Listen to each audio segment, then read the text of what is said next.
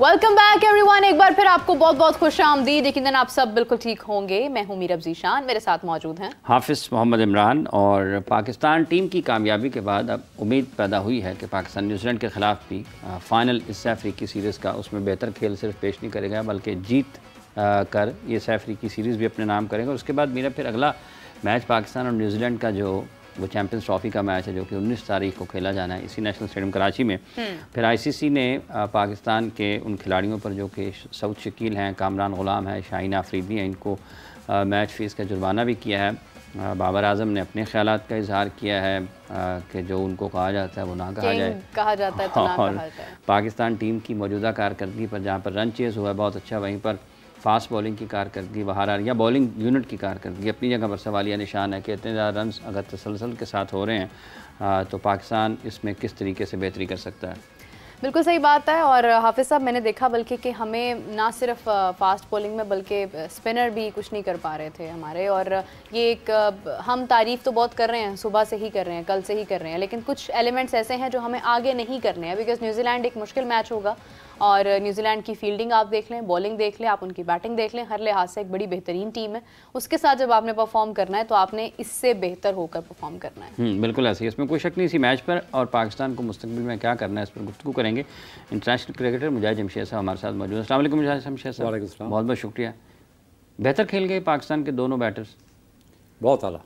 देखें, situation reading बहुत important role play करती है और यहाँ पे मैं समझता हूँ कि थोड़ी सी एक्स्ट्रा एफर्ट के साथ थोड़ी सी रिजवान को एक्स्ट्रा एप्रिसिएशन भी मिलनी चाहिए कि उसने देखें जिस तरह स्टार्ट किया फ़खर जमान ने 12 ओवरों में 90 रन से, उस सिचुएशन में जब 2 विकेटें अर्ली गिर गई फिर तीसरा फ़खर भी आउट हुआ तो उसमें सिचुएशन डिमांड यही करती थी कि आपको 60 से 70 रन इस सिचुएशन में और ऐड करने ताकि आप उस सिचुएशन में आ जाएं कि जहाँ पे कप्तान के लिए कप्तानी करना मुश्किल हो जाए। और वही हुआ कि रिजवान ने सिर्फ अपनी गेम के साथ साथ सुलेमान को भी कैरी ऑन किया और उसको सजेशन देता रहा होगा अभी 20 रन और जोड़ो, 40 रन और जोड़ो। जैसे ही बल्ले में गेंद आना शुरू हो गया और जिस तरह की उनकी बॉलिंग थी, हम नॉर्मली देखते हैं कि जी शम्सी बहुत अच्छा बॉलर है, लेकिन हम ये कभी नहीं देखते कि वो शम्सी 4 साल वाला पुराना नहीं है,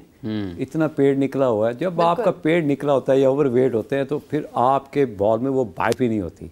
तो बैट्समैनों के लिए उस सिचुएशन में रन्स करना, सिंगल करना, डबल करना, जब दिल किए चौका मारा तो वो सारी चीज़ें बैटिंग को फेवर कर रही थी। और जिस तरह रिजवान ने टीम को कैरी किया और 7 विकेटों से हराया, और मैं कहता हूँ जितनी भी तारीफ उतनी कम है। बिल्कुल सही बात है। बॉलिंग की बात हाफिज़ साहब ने की, मैंने भी की, हमने शम्सी का कंपैरिजन किया, लेकिन हमारे स्पिनर की तो तोंत बाहर नहीं थी। वो तो ठीक थे, लेकिन यह है कि उसके बावजूद उनको भी डिफ़िकल्टीज़ का सामना था। मैं पहले भी ये बात कर चुकी हूँ कि अगर हम बॉलिंग कंपैरेटिवली देखते हैं तो पाकिस्तान की ये वो बॉलिंग लाइन है जो हमारी बेहतरीन बॉलिंग लाइनअप है हमारा। ऑल्दो हारिस नहीं थे, डेथ ओवर्स में भी हमें कमी महसूस हुई, कमी तो हमें खैर न्यूजीलैंड के मैच में भी महसूस हुई, लेकिन हमें बॉलिंग में क्या चीज़ें ऐड करनी है कि हमारा वो एक मिसिंग एलिमेंट जो है वो कम्प्लीट हो जाए। देखिए, आपको एक प्रोफेशनल स्पिनर चाहिए जो कि किसी भी टीम का उस सिचुएशन में मोमेंटम ब्रेक कर सके जब वो डोमिनेट कर रही हो। अब पिछले मैच में अगर देखा जाए तो एक सिचुएशन थी, पाकिस्तान पहले 20 और 25 ओवर अगेंस्ट न्यूजीलैंड में भी डोमिनेट कर रहा था, लेकिन क्योंकि आपके पास कोई स्पेशली स्पिनर नहीं था जो उनको कंटिन्यूसली टफ टाइम देता उस सिचुएशन में। जिस तरह मिचेल ने बैटिंग की, क्योंकि आपके पास ऑप्शनल मेक शिफ्ट बॉलर थे जैसे खुशदिल शाह, और ख़ास तौर पे नॉर्मली लोग ये समझते हैं कि सुलेमान अली आगा अच्छी ऑफ स्पिन करता है, लेकिन ऑफ स्पिनर इतना तंग नहीं करता बैट्समैन को जब आप बैटिंग ट्रैक्स पे होते हैं। तो इसलिए थोड़ा सा मार्जिन देना चाहिए कि पाकिस्तान के पास एक लेफ्ट आर्म स्पिनर होना बहुत ज़रूरी था, या रिस्ट स्पिनर जैसे इब्रार है एक और ऐड कर लेते, लेकिन उस तरह का नहीं कि जिस तरह मुकीम है कि आपकी एयर में उतनी जान ही नहीं है कि बैट्समैन को अगर उनको आप अगर ऐड करते तो वो एक रिस्क था पाकिस्तान के लिए। लेकिन अगर आप नुमान की एज को देखते हुए कि यार ये ओडीआई की प्रोडक्ट नहीं है, तो मैं समझता हूँ ये गलत है। आप उसको स्पेशली इस इवेंट के लिए ऐड करते, चाहे वो जितनी अच्छी परफॉर्मेंस करता, आगे जाके उसको आप कंसीडर फ्यूचर प्रॉस्पेक्ट में कंसीडर नहीं करते, लेकिन उसका यूटिलाइज ये बेहतरीन था। एक तो टेस्ट क्रिकेट में बड़ी अच्छी परफॉर्म कर रहा था, 20-25 रन करने की उसमें एबिलिटी भी है, और ख़ास तौर पे अगर उसकी बॉलिंग की वेरिएशन देखें, वो ब्रेक भी करता है, वो अंदर भी लेके आता है, वो हाथ भी खींचता है, फ्लाइट भी करता है, तो वेरिएशन उसके पास बहुत ज़्यादा है। और किसी भी बैट्समैन को जब लेफ़्ट आर्म के अगेंस्ट बैटिंग करनी पड़ती है तो उसको अपनी फुटवर्क आगे पीछे करनी पड़ती है, जिससे उसकी एनर्जी के साथ साथ उसको गैप्स भी बहुत कम मिलने शुरू होते हैं, कंफ्यूजन डेवलप हो जाती है थोड़ी सी। तो ये वो चीज़ें थी फैक्ट जो हम अक्सर नॉर्मली यहाँ पे भी बैठ के बात करते हैं, इवन कि हम दोस्तों में भी बैठ के यही बात करते हैं कि पाकिस्तान एक स्पेशलिस्ट स्पिनर को मिस कर रहा है, ख़ास तौर पर लेफ्ट आर्म पे। अच्छा मुजाहिद साहब, जब रिजवान और सलमान की जो पार्टनरशिप है, इसमें क्या फ़र्क इससे पहले की जो पाकिस्तान ने बैटिंग की है, इसमें क्या ख़ास चीज़ थी कल कि जिस वजह से वो इतना 250 से ज़ायद रन का एक शराकत उन्होंने कायम की? देखें, नंबर 1 हो गए पाकिस्तान के जिन्होंने इतनी हाईएस्ट पार्टनरशिप की, ख़ास तौर पे चेजिंग में। देखिए, होता ये है कि आप अगर इस पिच को लाहौर की पिच के साथ कंपैरिजन करें तो ये ज़्यादा फ्रेंडली थी, और आपको पता है कराची में हवा चलती है तो बॉल एक एंड से तो आपको सपोर्ट मिल रही होती है, एक तरफ से आपको प्रॉब्लम फेस करनी पड़ रही होती है, क्योंकि एक तरफ से हवा आ रही होती है, दूसरी से हवा नहीं आ रही, तो आपको फेयर आइडिया हो जाता है कि मैंने किस तरफ हिट मारनी है ताकि बॉल ट्रैवल ज़्यादा करे। तो ये सारी चीज़ों में हमारे जो बैट्समैन थे वो मास्टर क्लास है। और रही बात अगेन, हम अभी रिसेंटली जो साउथ अफ्रीका को साउथ अफ्रीका में मार के आ रहे थे, तो उनके अंदर वो भी फिर पिछला मैच जिस तरह वो हारे अगेंस्ट न्यूजीलैंड, 1 साइडेड मैच था, तो उसमें भी आके एक आप पे एक्स्ट्रा प्रेशर होता है कि आज का जो मैच है वो डिसाइडेड मैच है, हमने फाइनल के लिए ये मैच जीतना ज़रूरी है। लेकिन ये अगेन जिस तरह की उनकी कप्तान की अप्रोच है बमूमा की, वो 15 से 20 रन हमेशा पीछे होते हैं मनीप, इसलिए कि उनके जो टैक्टिकली कैप्टन के अंदर जो टैक्टिकल चीज़ें होती हैं उसको वो बहुत सीरियसली मिस करते हैं कि किस बॉलर को अगर 3 विकेट 2 विकेट जल्दी गिरी है तो उसमें किस बॉलर को लेके आना ताकि आपको उस बॉलर को उस सिचुएशन में लाना पड़े जब बैट्समैन डोमिनेट कर रहे हो। तो वो चीज़ मिस कर रहा था कि जब 2 विकेट्स गिरी है उसको वो बॉलर लेके आना चाहिए था जिस पे वो ज़्यादा डिपेंड ना कर सकता होगा। एंड पे आपने देखा उसने शमसी को भी कराया, मुतसम्मी को भी बॉल कराया, उसने महाराज को भी बॉलिंग कराया, उस वक्त बहुत देर हो चुकी हुई थी। ये चीज़ें जो कप्तान मिस करता है, जिसको आप 15 से 20 रन दूसरी टीम को आप बोनस देते हैं, तो ये बोनस कम करके अगर वो 20 रन अपनी कैप्टनसी अपनी टैक्टिकल पॉइंट ऑफ व्यू से चीज़ों को बचाता तो 40 रन का फ़र्क पड़ जाना था। विकेट हासिल की थी लास्ट में, I guess Salman Ali Agha out हुए थे, लेकिन वही बात आपके वाली कि वो बहुत देर हो चुकी थी, इतने रन्स बना चुके थे, चेज बिल्कुल आसान हो चुका था, चंद रन्स बाकी थे, रन बॉल स्कोर रह गया था और उसको भी उन्होंने आसान बना दिया। आई गेस कि 6 बॉल्स लेफ्ट पे इन्होंने पूरा मुकम्मल एक चेज कर लिया था स्कोर। न्यूजीलैंड के साथ हमारा अगला फाइनल होने जा रहा है और इन्हीं कंडीशंस में होगा फाइनल। आई गेस के हाफिज साहब रावलपिंडी में फाइनल या कराची में है? कराची में खेला जाएगा। कराची में ही खेला जाएगा। इसके ऊपर सवाल आपसे जारी करते हैं, एक कॉलर है हमारे साथ। अस्सलाम वालेकुम जी, कौन बात करें, कहाँ से बात करें? वालेकुम सलाम व रहमतुल्लाहि व बरकातुहू। मोहम्मद अब्बास खान से बात कर रहा हूँ। जी जी फरमाइए। मैं कहना चाह रहा हूँ कल फखर जमान के साथ ओपनिंग में साउथ शकील को होना चाहिए, बाबर आजम सेकंड नंबर को होना चाहिए। ठीक है, बहुत शुक्रिया आपका। इनका कहना है कि सऊद शकील को फ़खर ज़मान के साथ ओपन करना चाहिए और बाबर को 1 डाउन ही आना चाहिए। वैसे बाबर ने ये भी कह दिया है कि मुझे किंग ना कहा करें, मैं कोई किंग शिंग नहीं हूँ। देखिए, ये तो कोच, कप्तान और एक सीनियर प्लेयर की अंडरस्टैंडिंग का लेवल है कि आपने, ये होता नहीं है कि 2 मैच अगर बुरे खेला या 3 मैच बुरा खेला तो उसका दिल नहीं कर रहा ओपन करने को। ज़ाहिर है अगर वो नंबर 1 चैम्पियन प्लेयर है, रैंकिंग में भी नंबर 1 है बाबर, तो हमेशा उसके ज़हन में ये तो आता होगा यार मैं नंबर 3 पे पहली दफ़ा ओपन कर रहा हूँ ओडीआई में, नंबर 3 पे मेरी रैंकिंग जो है नंबर 1 है। एक तो नंबर जो रैंकिंग वाला माइंडसेट है वो सिर्फ एशियन के लिए है। घोड़े तो इस तरह के माइंडसेट के साथ क्रिकेट में नहीं खेलते, वो तो truly as a professional cricket खेल रहे होते हैं। एक तो ये माइंडसेट से निकालना चाहिए। और जो मैं हाफिज़ साहब को उस दिन कह रहा था, जो बेसिक्स टेक्निक है बाबर की, नंबर 3 और ओपनर एक ही होता है। हाँ, वाई नॉट, अगर आपको साउथ शकील को चांस देना था तो कई दफ़ा कप्तान और कोच के माइंड में ये होता है कि right hander right left hander combination के साथ जाओ। अगर लेफ्ट हैंडर आउट होता है तो लेफ्ट हैंडर भेज दो, अगर राइट हैंडर आउट होता है तो राइट हैंडर को भेज दो। इस तरह के भी टैक्टिक्स कप्तान के माइंड में होते हैं। लेकिन ये कोई हर्ज नहीं है कि अगर आप सऊद शकील को भी ओपन करा दें और दोनों लेफ्ट हैंडेड हों तो बॉलर डिस्टर्ब होते हैं। जब आपको एक सडन जगह जो पिच पे ढूंढने के अलावा जब आपकी आइज़ दूसरे लेवल पे जाती है तो आपके जो बॉडी मैकेनिक्स है उसमें एफर्ट करनी पड़ती है, आपकी पूरे बॉडी मैकेनिक्स के साथ आपका पूरा एंगल चेंज होता है। तो ये अच्छा सवाल था, मैं समझता हूँ कि कोई हर्ज नहीं है अगर सऊद शकील को ओपन कराएं, उसमें वो सारी एबिलिटी है जो एक अच्छे ओपनर में होनी चाहिए, और उनका स्ट्राइक रेट भी बेहतर है, उनका रन रेट भी बेहतर है, और उनकी जो एवरेज है वो भी बेहतर है। अच्छा मुजाहिद साहब, ये कितना आपके ख्याल में कोई भला मालूम नहीं होता कि हम चैम्पियंस ट्रॉफी एक मैच की दूरी पर हैं और हम अभी तक अपने ओपनिंग पेयर के बारे में, अपने बॉलिंग कॉम्बिनेशन के बारे में वसूख से यकीन से कुछ नहीं कह सकते कि क्या होने वाला है। ये किस हद तक आपके ख्याल में एक बुरा पहलू है पाकिस्तान की क्रिकेट का? देखिए, इतना बड़ा इवेंट, इसकी तैयारी 3 महीने पहले शुरू हो जानी चाहिए थी, और जो आपका कम्बिनेशन है वही एक प्लेयर की वजह से, आपके सैम अयूब की वजह से पूरी आपकी टीम हिल के रह गई, क्योंकि आपको कहीं ना कहीं वो लेम एक्सक्यूज़ चाहिए फ्यूचर में जिस पे आप सारा लोड डाल सकें कि जी अगर सैम अयूब होता, ओपन करता, क्योंकि अगेन मैं वो बात करूँगा, वो वाहद ऐसा प्लेयर है पाकिस्तान क्रिकेट टीम का, वो और फ़खर जमान, जो इंग्लैंड, ऑस्ट्रेलिया और इंडिया के जो बैटिंग स्टाइल है, पहले 10 ओवर की यूटिलाइजेशन ओवर द टॉप, हर वो शॉट मारना जिससे आपको रन्स मिले और आपको गैप्स ज़्यादा से ज़्यादा मिले, क्योंकि आपको उस तरह के प्लेयर्स चाहिए। बाबर की मैं अगर बात करूं, बाबर के पास वो शॉट्स नहीं है जिसमें आपको गैप ज़्यादा मिले।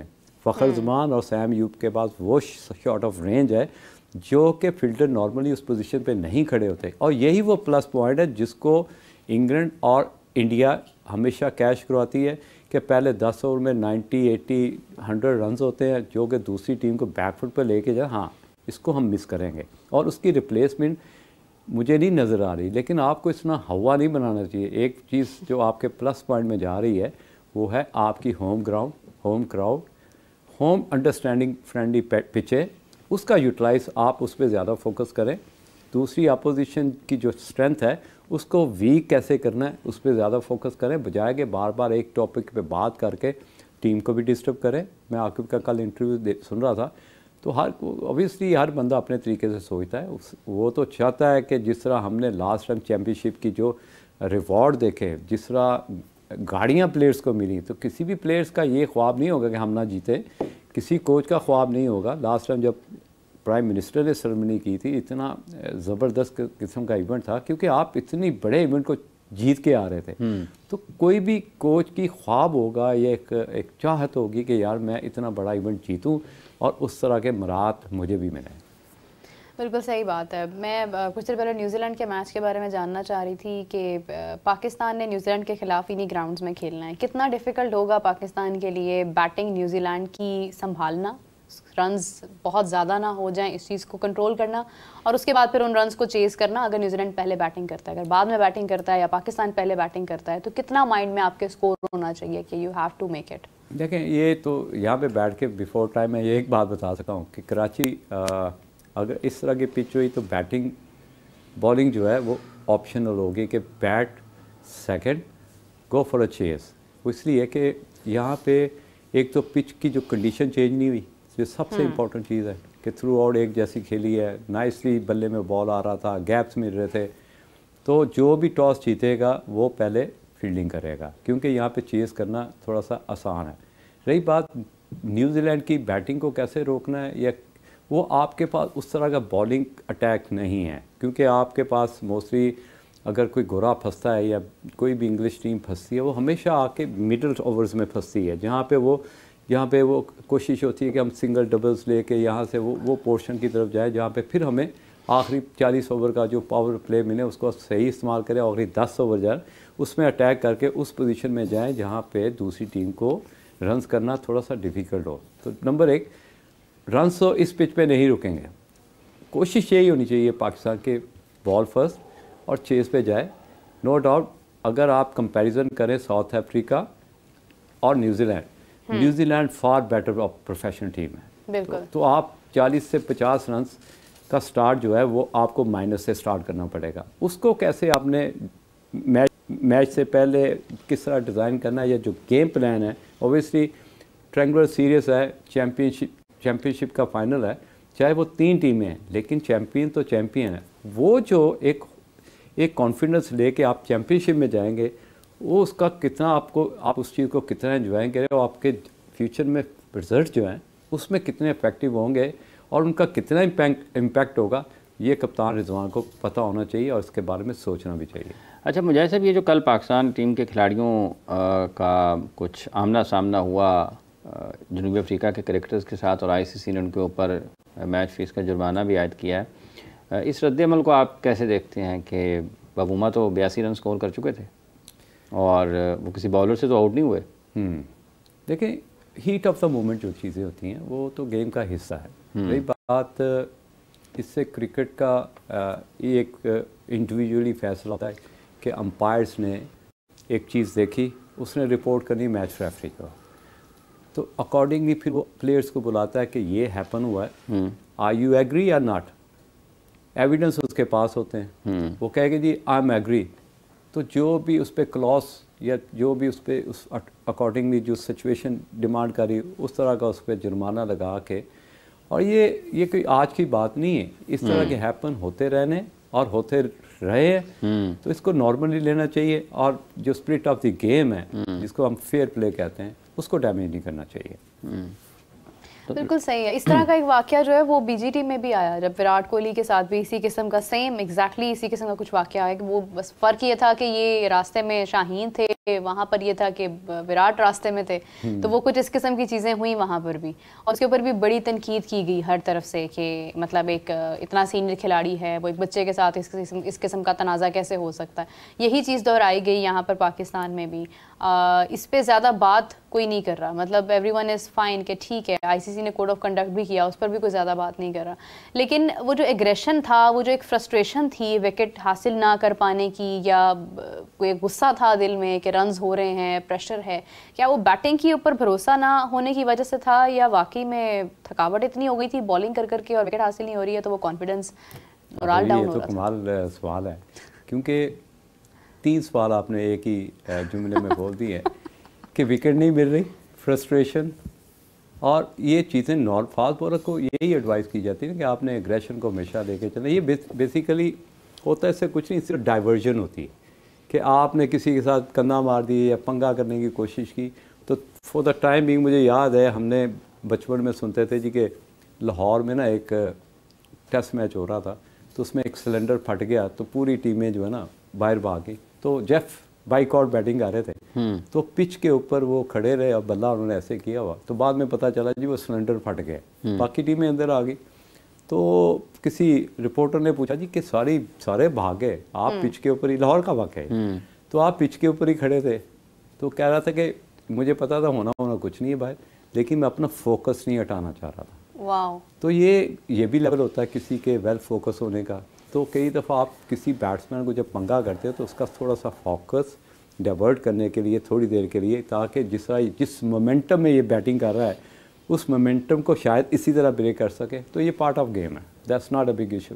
यानी आपने तो इसका सारा साइंस समझा दिया आज। देख लें कि और भी पूछेगी और भी समझा दूंगा। अच्छा सर, ये फास्ट बॉलिंग है, किस चीज़ की इसमें आपको कमी नज़र आ रही है? कोई पेस एक मसला बन गया है, या ट्रू पिचेस एक है कि जिसकी वजह से रन हो रहे हैं, या फिर आप समझते हैं कुछ स्किल का मामला है कि उतने ज़्यादा अच्छे नहीं परफॉर्म कर पा रहे हैं जितना करते थे पाकिस्तान के बॉलर्स?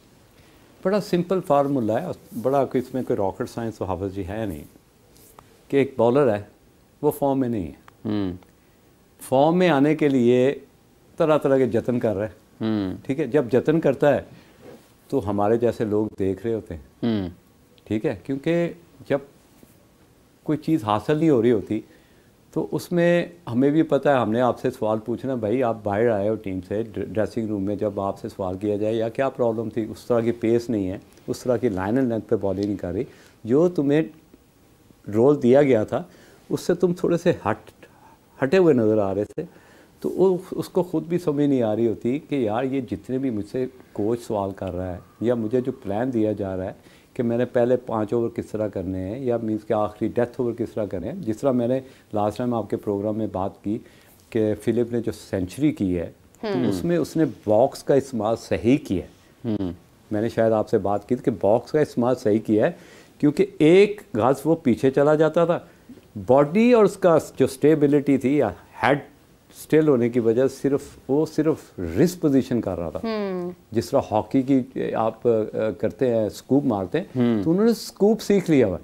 तो आपको बेहतर होने के लिए क्या करना चाहिए, नेक्स्ट लेवल या एडवांस लेवल में आने के लिए आपको क्या है कि आपने जो मेथड है कि रिस्ट जब आप रिलीज़ करते हैं बॉल, उसमें आपने थोड़ा सा अपने आप की रिस्ट को होल्ड करना है, और जो बैट्समैन की मूवमेंट है जो आगे पीछे हो रहा है उसको थोड़ा सा कंट्रोल करने के लिए इस पे आपको अबूर हासिल करना पड़ेगा। अदरवाइज़ आप डेथ ओवर में भी पिटोगे और नए बॉल पे भी पिटोगे। नो डाउट नए बॉल में इतनी ज़रूरत नहीं है, असल तो स्ट्रगल आप डेथ ओवर में कर रहे हो। तो इसमें मेरी सजेशन है आकिब को कि अगर चैम्पियनशिप से पहले अगर थोड़ा इस मेथड पे काम खुद एक बड़े शानदार और जानदार बॉलर रहे हैं आकिब जावेद।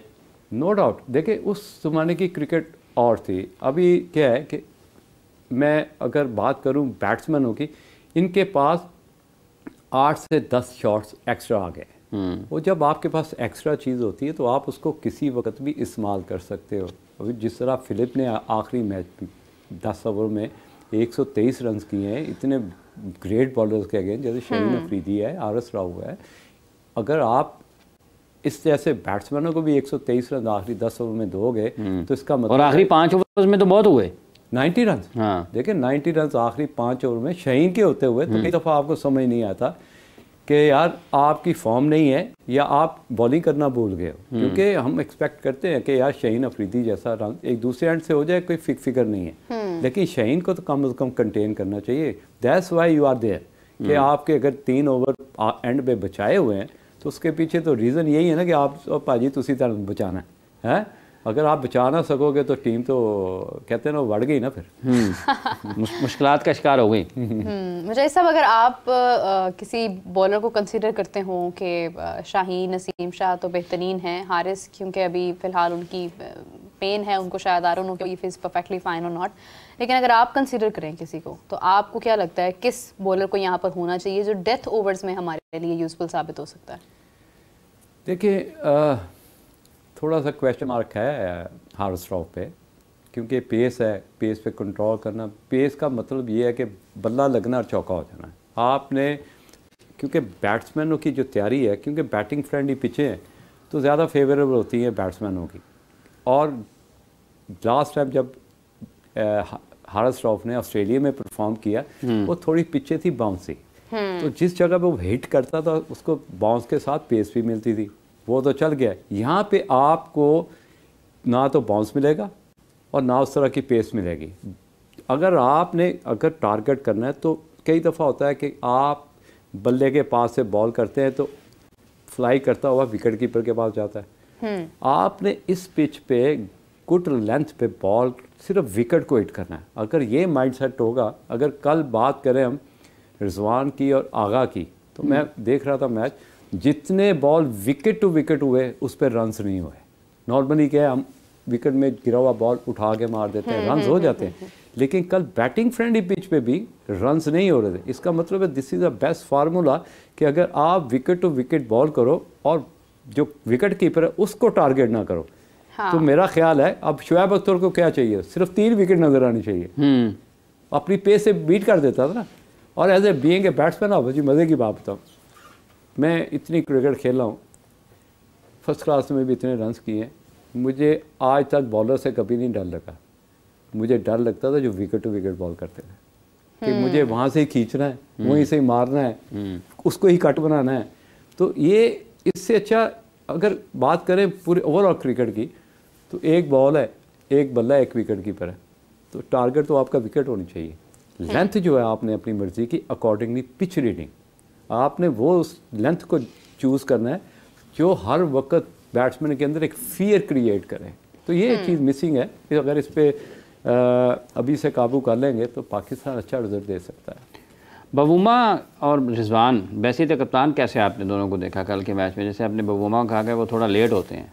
बवूमा बेसिकली थोड़ा सा डेड है, डेड इन द सेंस कि आपको जब तक जब धोनी तरह टेक्टिकली मास्टर क्लास नहीं होंगे कि कौन सा बॉलर, अगर उसने हमने देखा कई दफ़ा युवराज जैसे अक्कड़ बक्कड़ बॉलर से भी रिजल्ट ले लिए। उसकी वजह यह कि अगर 2 विकेटें गिरी उसको ले आता था कि यार वो जो 4-5 ओवर्स का कोटा है ना यहीं से निकाल दो, बाद में अपने मेन बॉलर ले आएंगे। तो ये टेक्टिकली जब तक किसी कप्तान में चीज़ें नहीं होंगी, आपकी फील्ड प्लेसिंग अकॉर्डिंगली बॉलिंग नहीं होगी। अभी कल देखें वो नगीडी उसने बॉल किया, उसके बाद उसने वो सांस लेना शुरू कर दिया, टोटली अनफिट लग रहा था। ऑस्ट्रम के बाहर कई ऐसे शॉट थे जो रिजवान और आगा ने मिस किए हैं, वो चौके वाले बॉल थे, पेस ही नहीं है, इतनी इतनी विथ्स दे रहे थे, पूरी एक्सटेंशन दे रहे थे।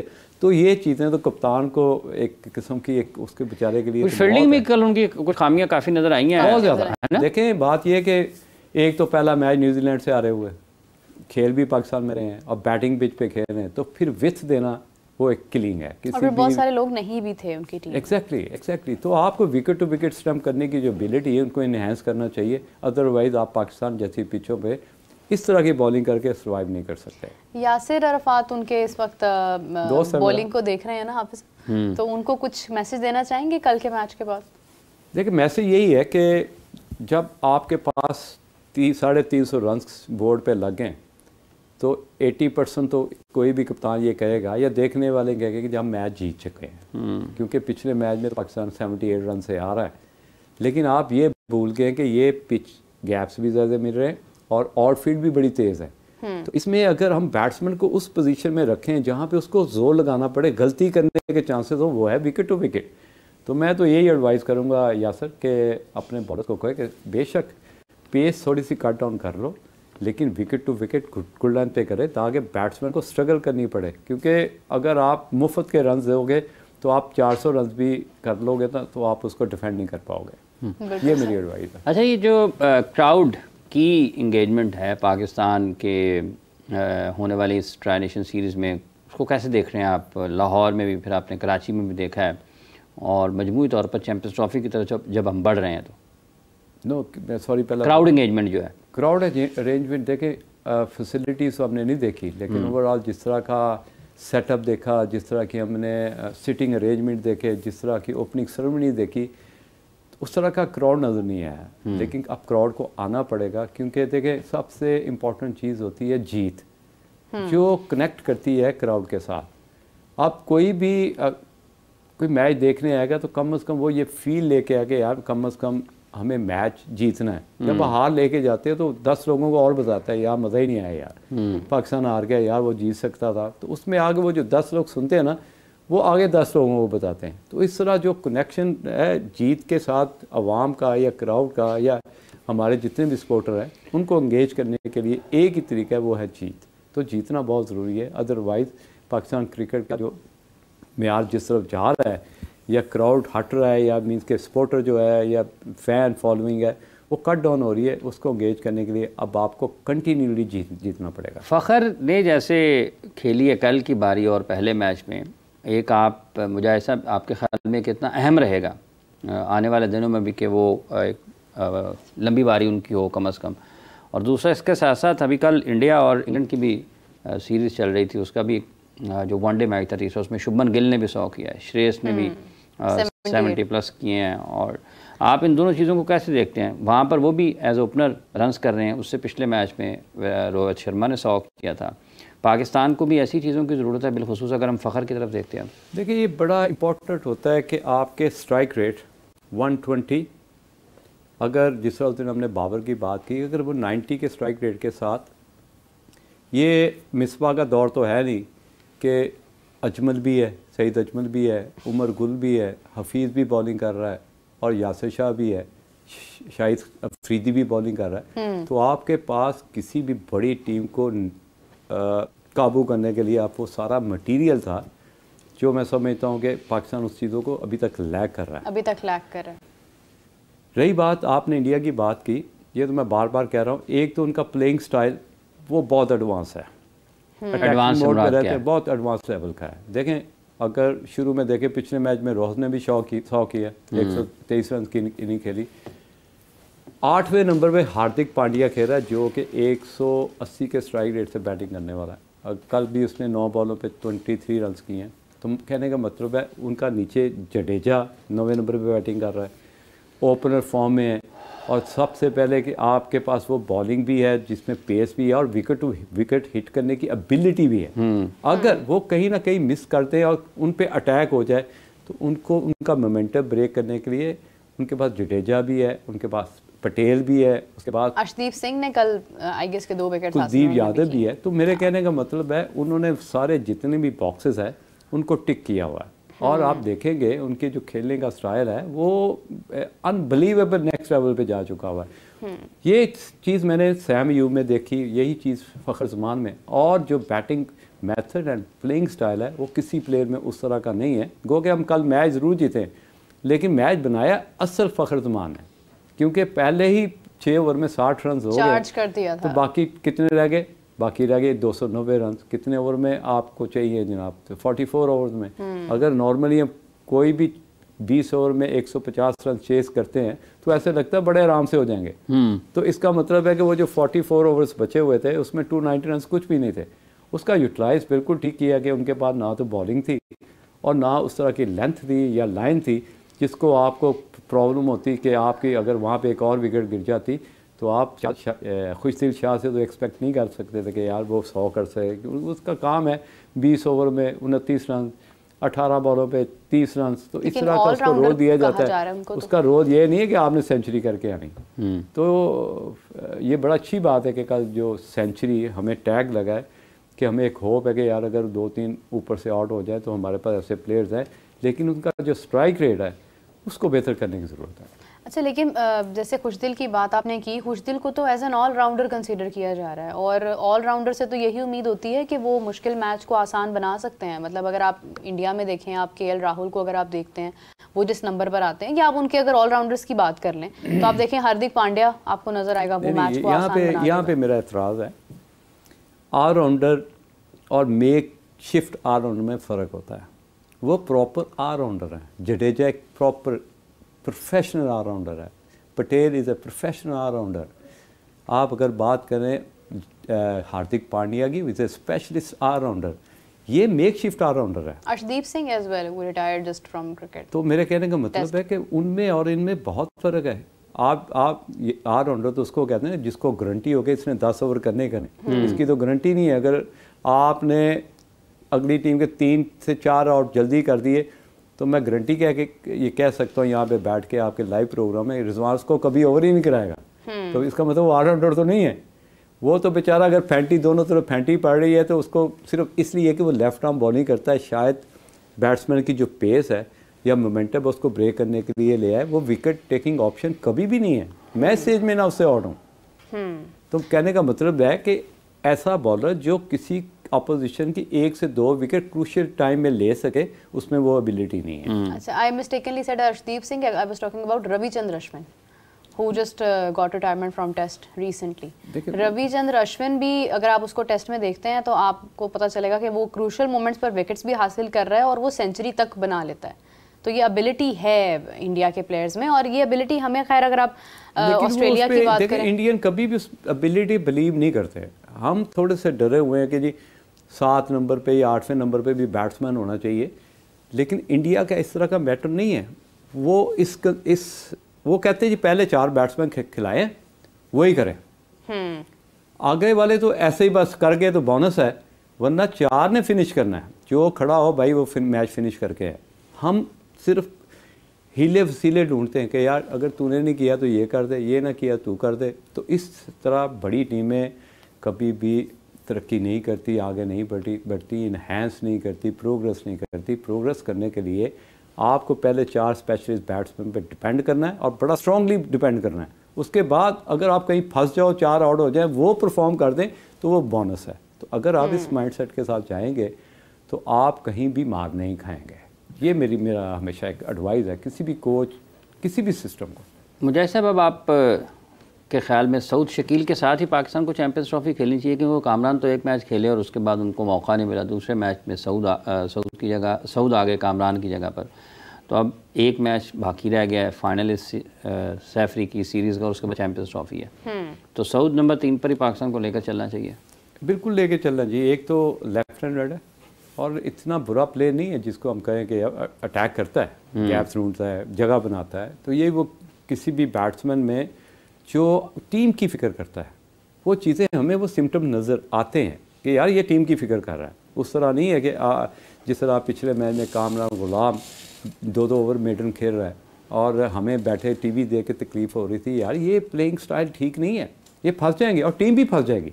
उसी वजह से आपको याद है कि उसी बॉलर को एक छक्का मारा, एक चौका मारा फ़खर ज़मान ने, क्योंकि प्रेशर पड़ रहा था फ़खर ज़मान पे। कई दफ़ा आप तो बड़ा आसानी से देख रहे हो यार सामने वाला बैट्समैन बड़ा कंफर्टेबली खेल रहा है, मेडन ओवर कर दिया, लेकिन जो नॉन स्ट्राइक एंड पे खड़ा है उसकी क्या फीलिंग है भाई, उसके गलती करने के चांसेस बढ़ने शुरू हो जाते हैं क्योंकि उसने टीम की फ़िक्र कर रहा है। तो ये जो मेथड है, ये बस यही फ़र्क था जिसकी वजह से हमने पिछले मैच में कामरान पे क्रिटिसाइज़ किया कि यार उसका जो उस सिचुएशन में इस तरह बैटिंग का स्टाइल लोड डाल देना, और उसी की वजह से मैच भी आ रहे हैं और 78 रन जो कि बिग मार्जिन है, और वो फ़र्क भी उसी की वजह से पड़ा। अच्छा, the same thing, not the same thing but the same mistake was done by Saud Shakeel yesterday as well, कि वो भी थोड़ा जी में यू नो ये बड़ा टेक्निकल सवाल किया, जल्दबाजी नहीं होती। ये मेरी बात याद रखिए, होता ये है कि आपने किसी और को टीम में घुसने ना देने की वजह से अटैक करना है, क्योंकि अटैक ही ऐसा ऑप्शन है किसी भी कोच को या कप्तान को खुश रखने का कि यार ये टीम के लिए खेल रहा है। देखिए कामरान गुलाम अगर बाहर हुआ है तो फीलिंग आई थी कि यार ये टीम के लिए नहीं खेल रहा। कम अज़ कम सऊद ने वो चीज़ तो रियलाइज़ की कि यार बाहर जो ड्रेसिंग रूम में डिस्कशन हो रही है, वो जो कप्तान सोच रहा है या कोच सोच रहा है, यार ये तो अगेंस्ट बात कर रहे हैं इनके, तो मैंने वो काम नहीं करना जिसकी वजह से ये मेरे अगेंस्ट हो। बेशक मैं पहली बॉल पे हो जाऊँ आउट, लेकिन मैंने करना अटैक है, क्योंकि मैंने जो ड्रेसिंग रूम में डिस्कशन सुनी है ना, वो बड़ी नेगेटिव थी। तो ये वो सारी चीज़ें होती हैं कि जिसे किसी भी बैट्समैन के माइंड में होती है कि कोच क्या सोचेगा अगर मैं स्लो खेला। और मॉडर्न क्रिकेट में ये चीज़ अलाउड ही नहीं करती कि आप 60, 70 या 80 के स्ट्राइक रेट से बैटिंग करें। आप you have to be plus 100, otherwise आप 200 के 300 से नीचे रहेंगे तो 300 रन आप डिफेंड नहीं कर सकते। बिल्कुल ये जो है कि जो बाहर बैठे हुए हैं, जो आउट होकर जाने वाला है, अगर वो ये बॉल बड़ा हिल रहा है तो ये कितना मुश्किल होता है। बड़ी अच्छी बात की आपने। देखें बात पता है, एक तो टीवी लगे होते हैं, हाँ, और आपने नॉर्मली देखा है कि नॉन स्ट्राइक एंड पे खड़ा या बैट्समैन जब खेलता है तो बीट हुआ तो कहता है पढ़ के इधर है। हाँ। बेसिकली आप अपनी मसल मेमोरीज के साथ छेड़छाड़ कर रहे होते हैं। अगर ज़्यादा स्विंग हो जाए तो पढ़ के आपके जो चेहरे में ना आप अपने सामने वाला बैट्समैन कह रहा है ऐसे जा रहा है, उससे क्या होता है कि आपके जो बॉडी मैकेनिक्स है ना, उस चीज़ को अडेप्ट करने की कोशिश कर रहे होते हैं कि यार मुझे फ़िक्र वाली बात नहीं है, अच्छा बॉल हो गया लेकिन अब इसको मैंने इस तरह मैनेज करना है, या बॉडी को इस तरफ लेके जाना है, या अंदर बॉल आ रहा है तो अपना मैंने वेट को इस तरह रख के इसको मैनेज करना है। तो ऑब्वियसली जब दो बैट्समैन आपस में खेल रहे होते हैं ड्यूरिंग ओवर जो है आपकी डिस्कशन भी हो रही होती है, तो वो जो एक दूसरे की गेम को अंडरस्टैंड करना होता है कि यार ये इसको मैनेज करेगा, फिर उसमें आपने ऑफ़र करनी होती है कि यार इस बॉलर को मैं खेलता हूँ, दूसरे बॉलर को तू खेल अगर तू कंफर्टेबल नहीं है। तो इस तरह हम मैनेज करने की कोशिश करते हैं, आप उसको कंट्रोल नहीं कर सकते। बिल्कुल सही है। बहुत शुक्रिया मुजाहिद साहब, it was really nice having you because it was a learning day for me today, क्योंकि काफ़ी सारी टेक्निकलिटीज़ पर हमने आज बात की है। और हाफिज़ साहब और मैं अभी के लिए आपसे इजाज़त चाहते हैं, आपसे मुलाकात होती है कल। अपना बहुत सारा ख्याल रखिएगा, share your idea, share your comments. हम लोग ज़रूर उसको कोशिश करेंगे कि प्रोग्राम में डिस्कस भी करें। अभी तक के लिए टेक केयर, बाय बाय।